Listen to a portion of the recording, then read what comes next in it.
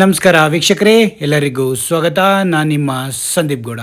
ವೀಕ್ಷಕರೇ, ಪ್ರತಿಯೊಬ್ಬರಿಗೂ ಶ್ರೀ ದೇವಿರಮ್ಮನ ಟೆಂಪಲ್ ಬಗ್ಗೆ ಅಂದರೆ ಈ ದೇವಿರಮ್ಮನ ಟೆಂಪಲ್ಲು ತುಂಬಾ ವಿಶೇಷ ವೀಕ್ಷಕರೇ. ಏನಕ್ಕೆ ಅಂದರೆ ಇಲ್ಲಿ ಪ್ರಸಾದ ಕೇಳೋಕ್ಕೋಸ್ಕರ ತುಂಬ ಜನ ಮಾರ್ನಿಂಗು 12 ಗಂಟೆಯಿಂದ 1-2 ಗಂಟೆ ತನಕನೂ ಆ 2 ಗಂಟೆವರೆಗೂ ತುಂಬ ಜನ ಪ್ರಸಾದ ಬಂದು ಕೇಳ್ತಾರೆ ವೀಕ್ಷಕರೇ. ಏನಕ್ಕೆ ಅಂದರೆ ಮಾರ್ನಿಂಗ್ ಇದ್ರ ಅಭಿಷೇಕ ಮಾಡಿ ಎಲ್ಲ ಹೂವುಗಳಿಂದ ಅದನ್ನು ದೇವಿನ ಅಲಂಕರಿಸಿ ಅದಾದಮೇಲೆ ಪೂಜೆ ಮಾಡಿದ ಮೇಲೆ ಅಲ್ಲಿ ಪ್ರಸಾದ ಕೇಳೋಕ್ಕೆ ಬಿಡ್ತಾರೆ ವೀಕ್ಷಕರೇ. ಅದು ನಿಮಗೆ ಆಲ್ಮೋಸ್ಟ್ 12 ಗಂಟೆಯಿಂದ 2-2:30 ತನಕ ನಿಮಗೆ ಪ್ರಸಾದ ಕೇಳೋಕ್ಕೆ ಬಿಟ್ಟಿರ್ತಾರೆ.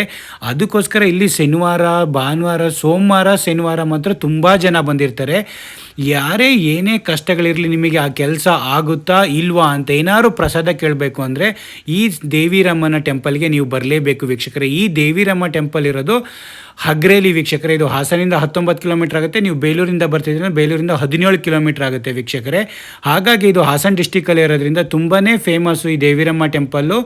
ನಿಮಗೆ ಬಿಂಡಿಗಾದಲ್ಲಿರೋ ದೇವಿರಮ್ಮ ಟೆಂಪಲ್ ಗೊತ್ತು, ಬಟ್ ನಿಮಗೆ ಹಗ್ರೇಲಿರೋ ಈ ದೇವಿರಮ್ಮ ಟೆಂಪಲ್ ಬಗ್ಗೆ ನಿಮಗೆ ಗೊತ್ತಿರಲ್ಲ. ಅದ್ರ ಬಗ್ಗೆ ನಾನು ಮಾಹಿತಿ ಶೇರ್ ಮಾಡೋಣ ಅಂತ ವೀಕ್ಷಕರೇ.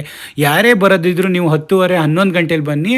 ನೀವು ಏನಾದ್ರು ಅಭಿಷೇಕ ಮಾಡಿಸ್ಬೇಕು ಅಂದರೆ 10:30ಗೆ ಬನ್ನಿ ವೀಕ್ಷಕರೇ. ಅಭಿಷೇಕ 10:30ಗೆ ಸ್ಟಾರ್ಟ್ ಆಗಿ ಒಂದು 11:30, 12 ಗಂಟೆ ಹೊತ್ತಿಗೆ ಅಭಿಷೇಕ ಮುಗಿಸ್ತಾರೆ. 12 ಗಂಟೆಯಿಂದ ಎಲ್ಲ ಪೂಜೆ ಮಾಡಿ ನಿಮಗೆ ಅಲಂಕಾರ ಮಾಡಿ ನಿಮಗೆ ಹೂವನ್ನ ಕೇಳೋಕ್ಕೆ ಬಿಡ್ತಾರೆ, ಅಂದರೆ ಪ್ರಸಾದನ ಕೇಳೋಕ್ಕೆ ಬಿಡ್ತಾರೆ. ನಿಮಗೆ ಏನೇ ಕಷ್ಟಗಳಿದ್ರು ಅಥವಾ ನಿಮ್ಮ ಕೆಲಸಗಳು ಆಗುತ್ತಾ ಇಲ್ವಾ ಅಂತ ಬಂದ್ಬಿಟ್ಟು ದೇವಿನ ನೆನೆಸ್ಕೊಂಡು ನೀವು ದೇವಿ ಮುಂದೆ ಬೇಡ್ಕೊಂಡು ಕೂತ್ಕೊಂಡ್ರೆ ನಿಮಗೆ ಪ್ರಸಾದ ಇಲ್ಲಿ ತುಂಬ ಜನಿಗೆ ಎಷ್ಟೆಷ್ಟು ಬೇಗ ಸೆಕೆಂಡ್ಸಲ್ಲೆಲ್ಲ ಪ್ರಸಾದ ಆಗುತ್ತೆ ವೀಕ್ಷಕರೇ. ಅದು ನಾವು ನೋಡಿದ್ದೀವಿ.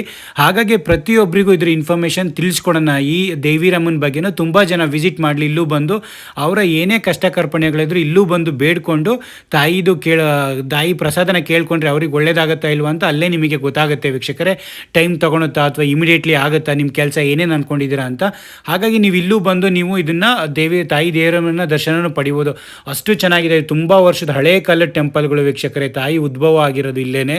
ಹಾಗಾಗಿ ನೀವು ಇಲ್ಲೇ ಬಂದು ಈಗ ಆಗೆಲ್ಲ ಇದು 1970, 60ಲೆಲ್ಲ ಅಷ್ಟು ಇದಾಗಿರಲಿಲ್ಲ.